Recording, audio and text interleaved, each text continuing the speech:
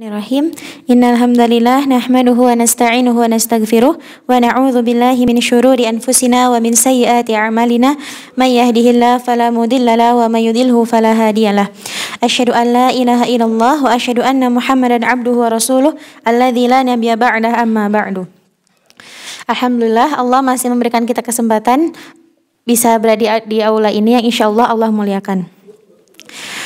Bagaimana nih kabarnya para sahabat Quran pagi hari ini? Alhamdulillah. Alhamdulillah ya, Allah masih memberikan kita kesempatan buat bisa bangun kembali, masih Allah beri kita kesempatan untuk beramal, untuk mengumpulkan kebaikan-kebaikan ya.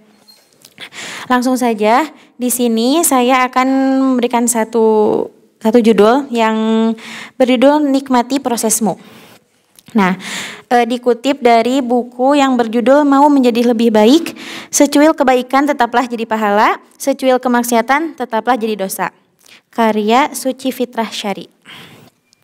Nah, beliau mengutip kata-kata beliau menuliskan kata-kata seperti ini. Jangan iri pada si kaya, dulu ia berpuluh-puluh kali mencoba sebelum akhirnya sukses. Jangan iri pada si pintar, dulu ia tekun belajar saat yang lain terlelap. Jangan iri pada si ahli ibadah, dulu ia ahli maksiat, lalu bertobat dan menjadi ahli ibadah. Semua orang berproses, jadi jangan berpikir dangkal, menganggap mereka beruntung dan kamu tidak. Nikmatilah prosesmu, kelak rasa irimu akan berubah kagum atas perjuangan dirimu sendiri. Jadi teman-teman, hidup adalah pilihan ya. Kita bisa memilih kita mau hidup sukses atau mau hidup ya biasa aja gitu ya, mengalir gitu. Nah, ketika kita memilih hidup untuk sukses, berarti otomatis kita juga harus menghadapi jalan yang luar biasa, masya Allah gitu ya. Kita harus menghadapi jalan yang berbatu, harus menghadapi jalan yang berkelok, segala macam gitu ya.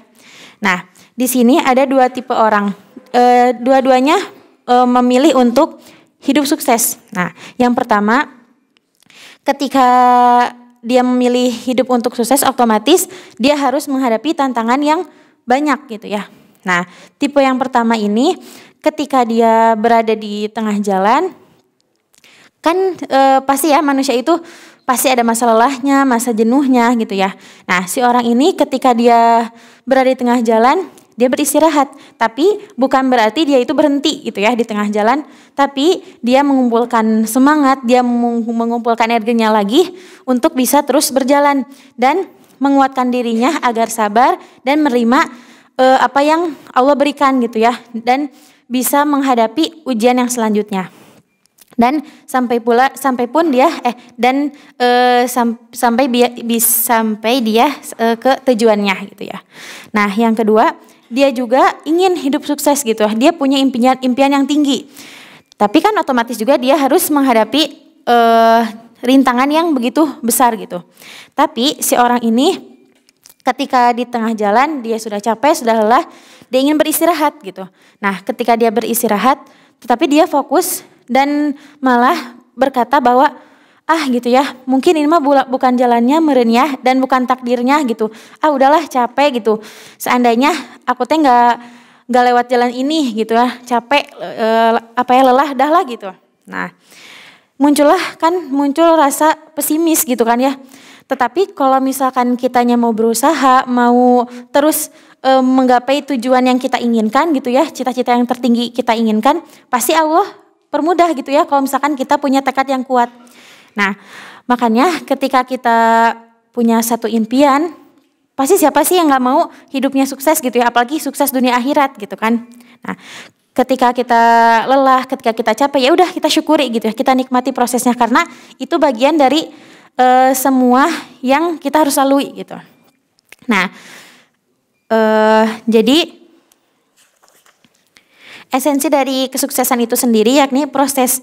Proses itulah yang membentuk diri menjadi sosok yang bijaksana, sosok yang kuat, mandiri, dan disitulah proses pemantasan diri gitu.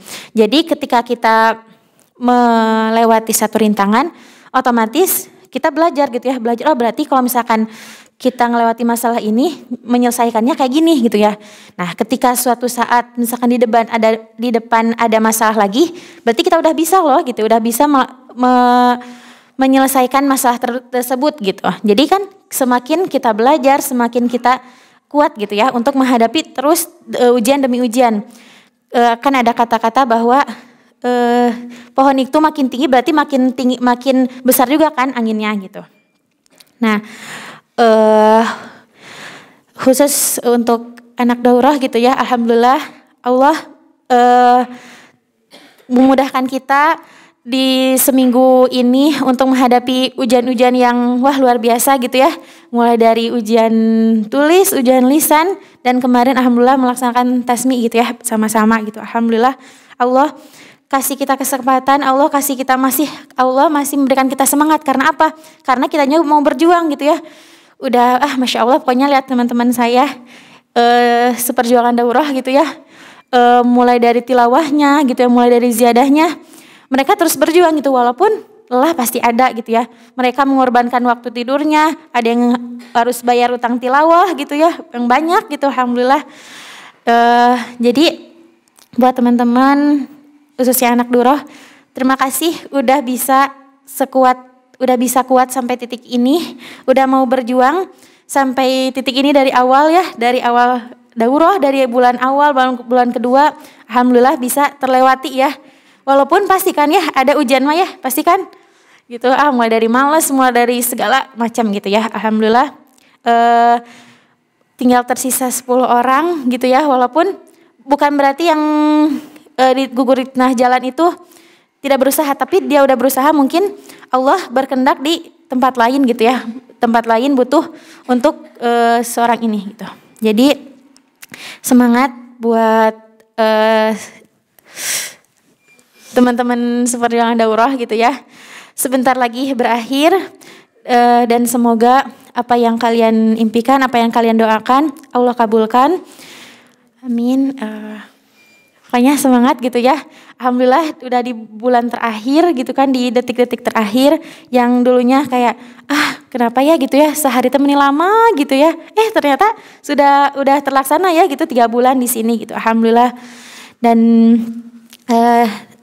dari diri saya sendiri juga minta maaf kepada teteh-teteh gitu ya, selama 3 bulan ini takut ada perasaan atau perilaku gitu yang tersinggung, yang tidak enak di teteh-teteh. Semoga bisa saling memaafkan, terus juga bisa terus saling mengingatkan gitu ya. Nah, sebelum diakhiri ada kata-kata yang dikutip juga dari buku ini. Dear Allah, maaf pernah berprasangka buruk kepadamu, menganggap ujian yang Engkau berikan hanya menyusahkan hidup kami. Padahal dari berbagai ujian kehidupan, Engkau mengajarkan kami banyak hal, dan ujian itu Engkau membuat kami bisa tumbuh. Membentuk kami menjadi sosok yang tangguh, dan ujian itu pula Engkau membuat kami menjadi pantas atas setiap permintaan yang kami haturkan, termasuk bertemu denganmu di surga. Dear Allah, kadang hati kami gelisah, khawatir, dan tertekan. Kadang hidup terasa begitu melelahkan dibanding kehidupan orang lain. Lalu Engkau menguatkannya, mengingatkan bahwa kami tidak pernah sendiri.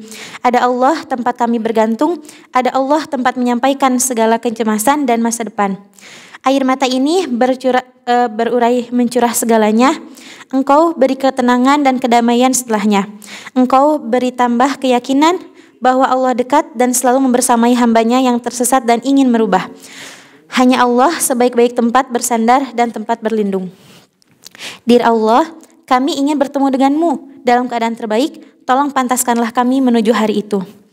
Mungkin sekian yang dapat saya sampaikan. Maaf apabila ada salah kata. Ditutup saja dengan doa. Rabbana atina fid dunya hasanah wa fil akhirati hasanah wa qina adzabannar. Aqulu qouli hadza wa astaghfirullah li wa lakum. Wassalamualaikum warahmatullahi wabarakatuh.